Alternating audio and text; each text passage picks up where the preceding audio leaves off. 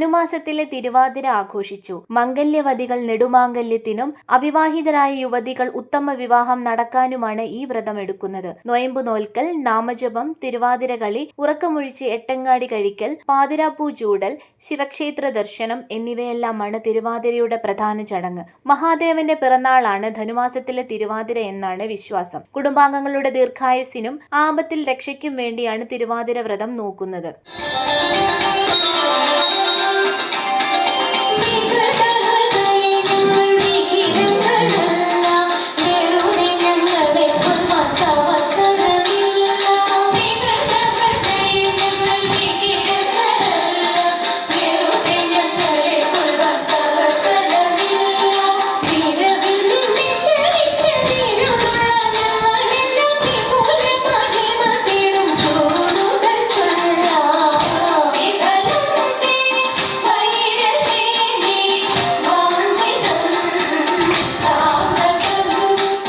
മകീരവും തിരുവാതിര നാളും ചേർന്ന രാവിലാണ് തിരുവാതിര ആഘോഷിക്കുന്നത്. ശിവക്ഷേത്രങ്ങളിലും സാംസ്കാരിക കേന്ദ്രങ്ങളിലും നടന്ന ധനുമാസത്തിലെ തിരുവാതിര ആഘോഷത്തിൽ നിരവധി സ്ത്രീകൾ പങ്കെടുത്തു. News bureau, Ponkunnam.